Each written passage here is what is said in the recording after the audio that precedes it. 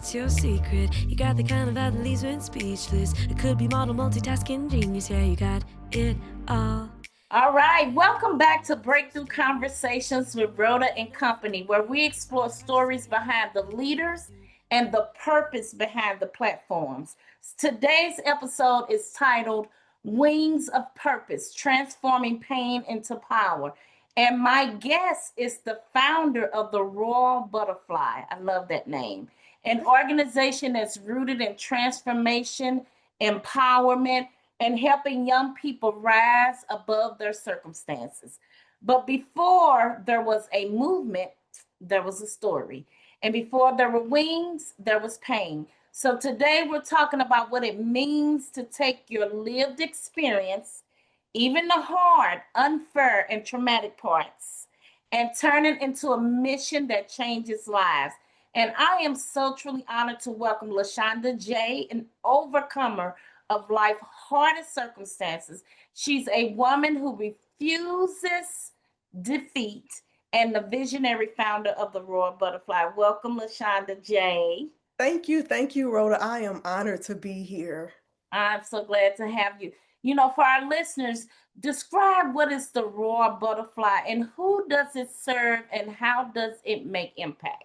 Yes, so the Royal Butterfly serves ages 8 to 18, and we are literally going back to when we were kids. We are bringing back the concept of a village. So it's the village that parents and kids did not know that they need. Mhm. We focus on delivering life skills to our youth ages 8 to 18. We provide family building activities because we don't want to just focus on the youth themselves, but we do care for our families, and our family units are such a strong part of our community. We focus on the physical, mental, emotional aspect of our children. So you think we take our kids to get physicals, dental cleanings, they do extracurricular activities from sports. They practice for those sports every week. Right. You go to school, they study. So how is your emotional, mental, and social health any different? That needs tending to it as well. And that's what we do is equip our kids to build resiliency within the community with real life activities, engagement. We do career day, leadership skills, navigating how to set boundaries, conflict management, life skills that they're going to need, whether they are 8, 18, 28, or 58. I love that. Oh, this is such mission work you're doing. It's like the support system you didn't know you needed. As Hmm. while you have your family unit, sometimes the family unit is not even equipped to provide the support themselves because they're still dealing with perhaps trauma that was passed down from their generation and they're still trying to be there for their kids. So you're that village. I love that concept and that visual and the work that you're doing from getting their teeth clean and making sure that they have a safe space to share of anything that they're dealing Hmm. with, to getting the practice they need for the sports, to getting the tutoring they need. I mean, it is so holistic. And what a vision you had to create such an organization. Can you take us back to the version of you before the Royal Butterfly existed? Oh, yes, I can. Before the Royal Butterfly existed, I was on the struggle bus. I was a little girl who struggled with her identity. I was the woman, to be totally honest with you, who struggled with identity. I lost my parents before the age of 12, which knocked me off my feet. Mhm. 8 years later, I lost my brother in my early 20s to suicide. So Mhm. I was literally shook by all of life things. I was stuck Mhm. in unhealthy cycles because I had no words to articulate what I had been through, Mhm. making poor decisions. And honestly, even as an adult, that little girl that was broken with a broken Right. heart still showed up making decisions. Mhm. And I didn't realize how those events that impacted me as a kid, how they showed up in my adulthood. Yeah. Is there like a specific moment or pain or life experience that shaped your desire to build something different? So I would say honestly, all of my life experiences, all Mhm. the ugly parts, they are what shaped the experience. And I would say that along with looking around at friends and families and others who had no words to articulate what they're going through. Because Right. in reality, if you can't put words to what you're dealing with, how can someone help you? That's like taking your car and Right. you tell the dealership, my car is broken. And they're Right. asking you, so what's wrong with it? Oh, Right. it just doesn't drive. Yeah. And they're just like, what's wrong with it? So it's nothing that you can't fix anything if you can't Mhm. put words to it. If you can't Right. name it, you can't begin to navigate through that. Mhm. And I would say just a culmination of all of my life experiences, Right. dealing with the good, the bad, the ugly, and Mm-hmm. everything in between. And I'm just looking at myself, how these things are impacting myself, my family. I'm Mm-hmm. looking at my peers, those around me, and just observing life and realizing that people struggle with things as far as navigating grief, understanding that grief is so much more than death. Grief could be a Right. loss of a job, a divorce, the loss of a friendship. Yes. So complex. And there are a lot of people who lack the skills and tools to navigate those things. Mm-hmm. Mm-hmm. I think about as a kid, in those formative years, those Right. skills and navigating when life hits, life is already something Mm-hmm. that's on its own. And then you begin Right. to layer in these challenging things. Our kids are struggling. And I look back of myself and the decisions I made, and you look at Mm-hmm. the literally billions of people in this world. What can we do to help that younger generation? What can we do to make our family stronger? And that's when Mm-hmm. this was dropped in my spirit. Came to you. It It's came to you. That is so true and special. When you were talking, it was taking me back to my childhood. I remember as something as simple as my mom would be combing my hair and she would be yanking me because I guess I wasn't being still. And I remember I would cry and she would be like, "You cry too deep much. What's your problem?" And I yes, remember trying to voice to her how I was feeling. I said, "You hurt my feelings." I didn't know what else to say. She hurt my feelings. And you were often shut down. yes. Yeah, Hmm. that is so true.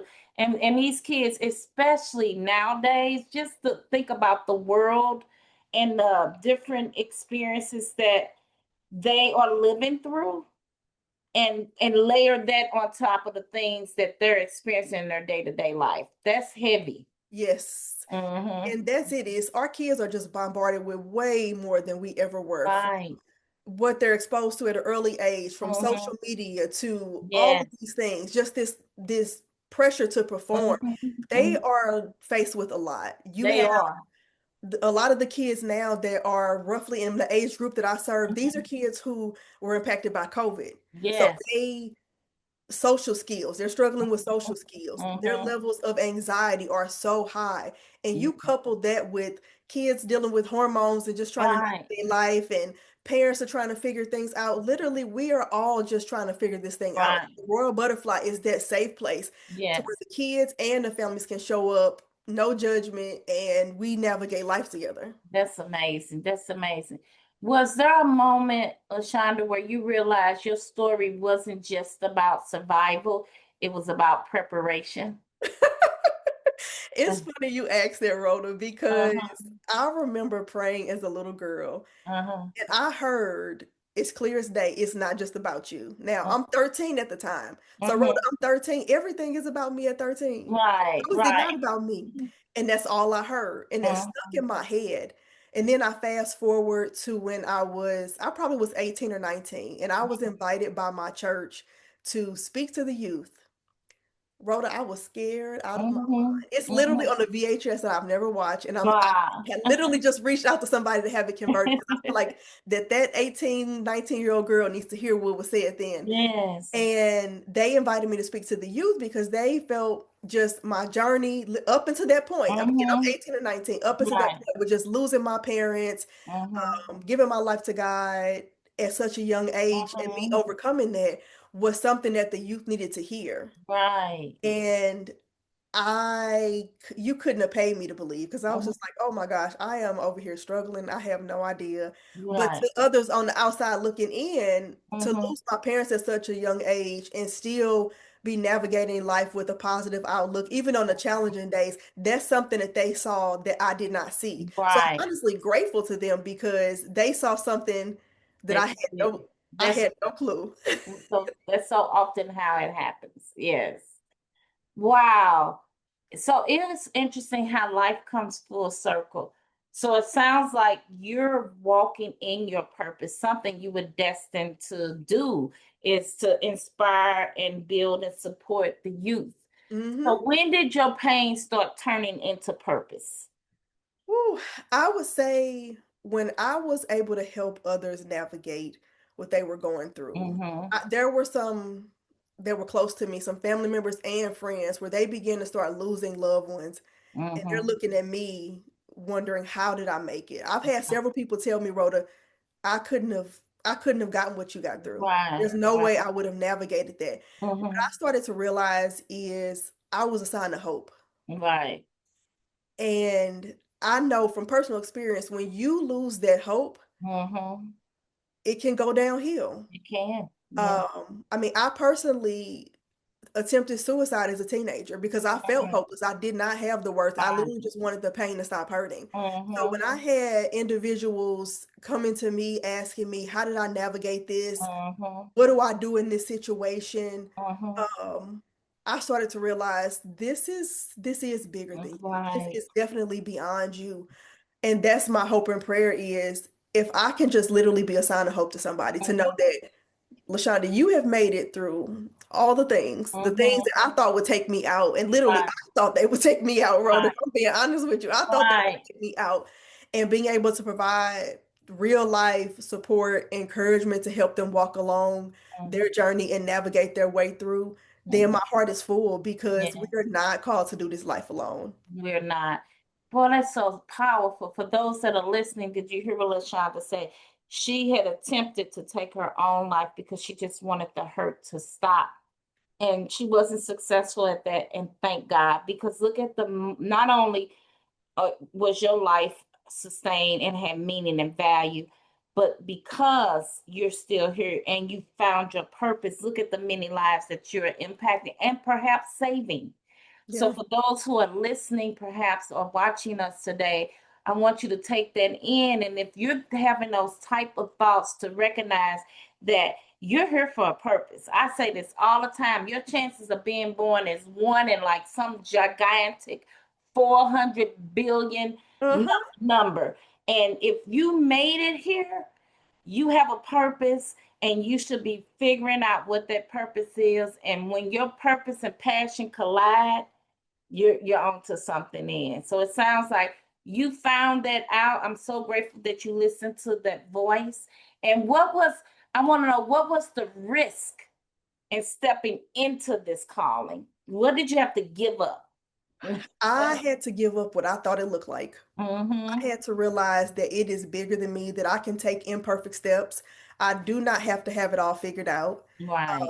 I came to realize that when it's bigger than you and you can't do it by yourself, that's how you Mm-hmm. know this is Mm-hmm. what you're supposed to be stepping into. Yes. And I had to learn to be okay with that because I'm orderly. I like things, I Right. like processes, I like organization, but I had to let go of that, Rhoda, to Mhm. know that it doesn't have to look a certain way. You take the Right. small imperfect steps and Mm-hmm. everything will come as it should. But Mm-hmm. I had to let that idea of perfection out of the way, that I Yes. didn't have everything, because everything has fallen in place just as it should. That is something I struggle with when I have this like vision of something I want to do and it to come to fruition. Time keep passing by and I haven't taken action on it because in my mind I have to have it all figured out Uh-huh. 100%. And the other day I was like, you know what? I just need to take one step. And the one step was it's like schedule it, get the people involved, get it on their calendar, Yes. build as you go. So that is so true. Yes. Don't And it's have to. okay to build as you go. It's Yes, okay to make mistakes because you yes, learn from those. Those are gifts to you to where you yes, can learn, because when you start back over, you're starting from experience. You're not starting yes. from scratch. Mm-mm, mm-mm. What fears did you have, LaShonda, in telling your story publicly? Shame. Oh, it's Mm-hmm, a lot of shame tells you. And it was, what are people going to think, or literally all the things of what mm-hmm, is somebody going to think, or maybe they won't, be interested. Everything was a lie. yeah, Everything was a complete lie, because what I am learning more and more is mm-hmm, we're in a space where people need authenticity. That yes, highlight reel, those are really, really cute. yes, How do I navigate this real life thing behind the scenes? How do I get through that hard moment? How do I have that hard conversation? How do I bounce back from that hard thing? They mm-hmm, want to know authenticity. They want to be able to navigate life how it happens for real, not some right, cute highlight reel that you took right, 50 times. mm-hmm, They want to know, how do I get through this? And the other piece of it is, I used to think I was just by myself, which was a whole mm-hmm, lie. Mm-hmm. That was another lie, is it's Right. just me. And Yes. I'm realizing that I'm standing next to a man or woman who's holding something in because they feel like Mm-hmm. it's just them, or they have to Mm-hmm. keep up face, all these things. And I'm like, no, we are all navigating something, no matter how big or small. No one's journey is the same. However, we are all dealing with something that Mm-hmm. we could honestly, if we just opened up, you Mm-hmm. don't have to go tell the whole world, but open up, Right. have that community that you can talk to Mm-hmm. and share that thing with. And once I let go of that shame, the rest is Right. history. That is so true. The stories we tell ourselves. Uh-huh. I dealt with that with the book I just released, Daughter of an Assassin. And I was hesitant. I'm gonna tell you, even when we got to the end of writing the book, I had scrapped. I was like, I'm not releasing it. I'm not gonna go through with this. After I had invested all this money into getting the book to where I needed it to be, and I was afraid. So this lady told me, she said, Rhoda, you're gonna have to put it out there. You need to go back to your why. Like, Mhm. what was your purpose? And so at my book launch, somebody asked me, how does it feel now to have the book out there for everybody to read? I said, I feel naked, like totally exposed. But the more I interact with people who have read it, the more I realize it these are lies we tell ourselves. And people have called me and say, I can resonate. This really helped me. Oh my Mhm. God, you were dealing with that with your son. I was dealing with that with my son. And this one lady from Colorado called me and she was like, here's what I've done to get through it. So I Mhm. learned from others because I was willing to share. So it's also not just you're going to help somebody else, but because you share, somebody can help you as well. Yes, I would say that's been one of my biggest learnings where I had to let Mhm. go is, what's the risk of not doing it? Who is Right. on the other side of your yes? Who is waiting on you Yes. to step into what you're supposed to do on the other side of your yes? Mhm. And when I got that revelation, Rhoda, I was like, oh, I Mhm. don't want to be a traffic jam. Right. I don't like being on the road behind people that's Yeah. holding me up, Right. let alone in life. I don't want to cheat anyone. Yeah, and to your point when you mentioned about being authentic, what came to me, this is why it's so important to be authentic and be yourself because Mhm. when you're not, you're cheating yourself and the world of the gift of you. Yes, So yes. that's so true. So what transformation have you witnessed in the youth you serve that reminds you why you started the Royal Butterfly? Oh, one, seeing these babies and their confidence grow. Mm-hmm. That is, that's the first one because Mm-hmm. you can see those light bulb moments in their face. Right. Even hearing feedback from their parents of the changes that they're seeing at home, the changes that they're seeing from their, within their homes with their friends, Mm-hmm. because the parents are observing. And Right. I would say, lastly, the other one is for them to come back and tell me, I encountered this Mm-hmm. and how they applied it in their real world, even if it didn't go as expected. Right. They will come back and share with me, I encountered this. So, for example, I had one young lady who had done a project. Mm-hmm. She's the sweetest. I love her of all my Mm-hmm. babies. I love all of these kids. Mm-hmm. I've adopted some more kids, bro. There's always Right. some. But she shared with me, an encounter she had where she was comparing, and she said, I shouldn't have compared. She said, I should have just liked my project. So even Mm-hmm. if the outcome in that first time around wasn't as she expected, for her to recognize, like, Right. hey, I didn't handle this right. I shouldn't have compared. It's a muscle you flex. It's a skill. Right.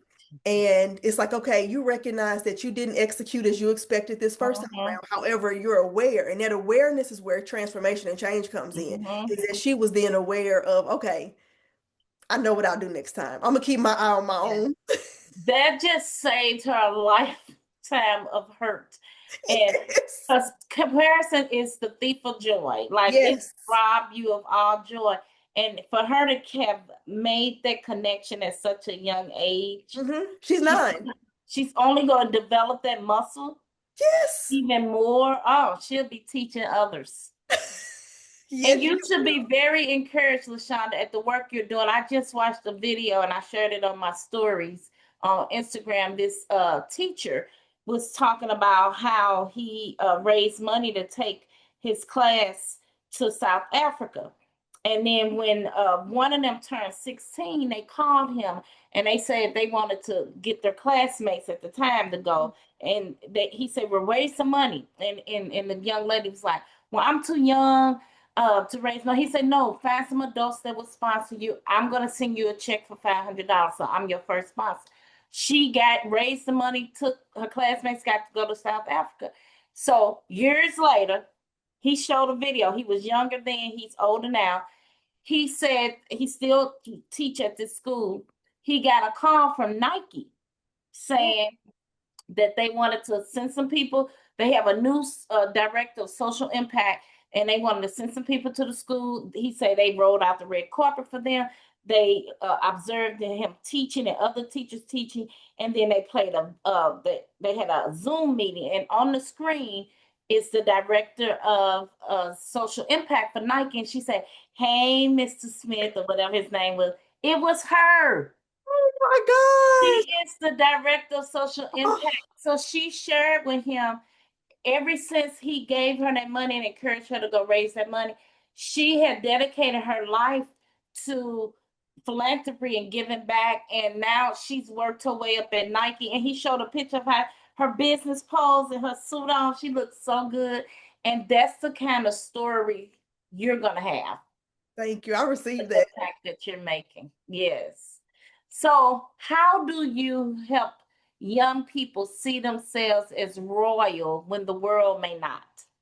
Ooh, we start with that identity, Rhoda. Mm, I Identity is so powerful because oftentimes I will say children, just like adults, associate themselves with what they do, a mm-hmm, title.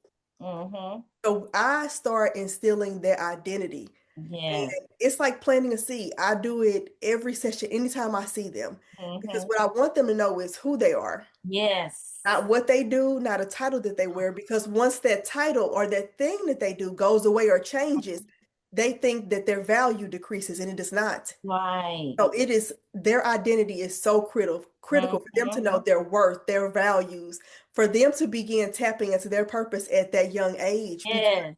they're not just an athlete or a singer or a student. They're so much more than that. And Mm, that's the biggest thing, is teaching them who they are, not what they do. Because yes. if you know who you are, you're powerful. Yes. Nobody else can come tell you. Right. You The know. world can't tell you. Mhm. Yes. That is such a powerful quote. We gonna have to use this as a reel because what you just said is so powerful. You have an identity separate from what you do. And Hmm. had somebody taught that to us, Yes. perhaps when I lost my position, I would not have had to go through this of pain and second guessing and wondering who am I separate from the job I had. Hmm. And I thought I was doing good at that because I do so much outside of work. And Right. I didn't realize I had attached that to my value and self-worth to the point where I was like, so if my is am I done? Is my life over? And absolutely not, because You that's just beginning, Rhoda. not right. Yes. In the world, we endure a lot of suffering and pain, and especially in the African American community. Hmm. Do you believe that pain is necessary for purpose? And if so, why? So I do. And I Mhm, think that pain shows up in different ways. So your pain, my pain, and the next person's may be different. mhm, So you think about there's a young lady I know who has a stationery company. And uh-huh. as a little girl, she never saw any stationery that reflected her. Okay. So what did she do? She created a Mhm. brand, a product that reflected women of color. So Right. that when she had her stationery, her entire brand reflects that of women of Mhm, color. You think mhm. about a person who has a disability and they may go to a building, or they may attempt to do something that's not in support of somebody who has a disability. For them, it's that pain of not being able to live a regular life based upon what Right. the world says, or not having those accommodations. So they may start something that allows those Mhm, who have disabilities to have everything that they need. Just like someone who may, let's say you're a founder of a company and mhm. you've been searching and searching for capital for your company. Right. Well, nobody ever gave you the money you needed for your company. So that pain of not getting that money for you to do Mhm. what you need to do prompted you to create a venture Right. capitalist Mhm. company. So you're solving that problem. So I would say Yeah. yes. However, Mhm. that pain looks different for For everybody. everybody. That's so Hmm. true. Yeah, it propels you forward to do. Yes. You can use it as fire. Yeah. Yes. Hmm. Yeah. What generational cycle are you determined to break? Ooh, I would say I don't necessarily have one. I will tell you they fall in themes. Mm-hmm. And I say that because if you think about your identity being stolen, Uh-huh. if you think about suffering in silence and not Yeah. having words to articulate it, those are roots that Mm-hmm. turn into something else, that develop fruit into something else that we don't Yeah. want. Sometimes that is, drug and alcohol addiction. Mm-hmm. Sometimes it is, someone who may end up in the prison system. So Mm-hmm. the fruit of that could look like something else. But I would say if I Right. had to pinpoint three areas, it's instilling that identity, breaking Mm-hmm. that identity theft, because when you know Mm-hmm. who you are, it propels you in a different way. Right. You can put words to what you're dealing with and what you're going through. You can articulate it and frequently navigate. Is it going to be hard? Yes. However, you have the words to articulate it and you know how to ask for help. Mm-hmm. Those are some things that if I could break anything, that's it. Having your voice, Right. because it just stems off to so many other things. Mm-hmm. Mm-hmm. So, how do you protect your own healing while you're serving others? For me, it is boundaries. Like I Mm. love my babies. However, I know my name is Lashonda, not Jesus. I cannot be Right. anybody's savior. Right. So I know that I plant seeds. I love on Mhm. them. I have to make sure that I'm taking time for myself and Mhm. not falling into people pleasing like I did when I was young. So Right. it is ensuring that I am being very conscious of the role that I play. Mhm. Planting those seeds, I care for them, I love on them, but having boundaries and know that my role stops here and I'm planting those seeds. That's great. That is so wise and true, because that's something else we didn't learn until later in life, and that is about boundaries. Yeah. So yeah, we were raised, especially as women, thinking we had to please everyone. So Uh-huh. Fix everything. yeah. So we're gonna shift into the rapid fire questions. I have four questions. One is one word that describes your journey. Redemptive. Redemptive. I love it. A moment that made you cry tears of purpose. Ooh, when a parent let me know that what we were doing with the royal butterfly was an answered prayer for her. Oh wow. If the royal butterfly had a mantra, what would it be? Empowering our youth to break cycles and soar beyond limitations. Yes. Empower our youth to break cycles and pour and soar beyond limitations. I Hmm. love it. And legacy in one sentence. Ooh, creating a ripple effect of empowerment. Wow. Creating a ripple effect of a power. I love it. Pockets of magic. And the Yeah. more we create that ripple effect, the more it spreads. Hmm. Yeah. So you don't have to like you said, you can't reach the whole world and impact all the kids, but the kids that you can, you're doing that. And they're gonna pay it forward too. I really believe that. And I'm watching it. And that's why Yeah. I say the ripple effect, because if I Mhm. can plant a seed with them, they Mhm. go out as better leaders in Right. their homes, in their communities, in Yes. their jobs. So the seed that I'm planting will spread. Mhm. Hmm. Yes. Lashonda, you're doing a great work. I am so excited for you and what the Royal Butterfly is becoming and evolving to, breaking out of that cocoon, taking wings and flying off and impacting the world in a positive way. And I'm sure those children that you lives you touch and those that you are yet to touch and their parents will appreciate you for it. You're building your legacy. Thank you for taking time with me. I'm gonna have to have you back for part two because I want to watch this thing evolve and grow. So thank you so much. And for our listeners, today's conversation is a reminder that pain is not the end of the story. It can be the beginning of purpose. And Amen. what our guest shared so beautifully is that even in life's most difficult seasons, there is the potential for transformation. There are wings being formed even when we don't see them yet. So, to Lashonda J, the founder of the Royal Butterfly, thank you for turning your lived experience into a safe space for young people to heal, to grow, and to discover their own power. Your work is not only changing lives is changing legacies. And to our listeners, if you're in the cocoon season right now, just know your wings are coming. This has been Breakthrough Conversations with Rhoda and Company, where we believe your story matters, your breakthrough is possible, and your purpose is still unfolding. Until next time, thank you for listening. Hey, what's your secret? You got the kind of vibe that leaves you speechless. It could be model multitasking genius. Yeah, you got it all. Hey, what's your story? A kick-ass mom and 40 under 40. A soccer practice in your high heel glory. Yeah, you do it all.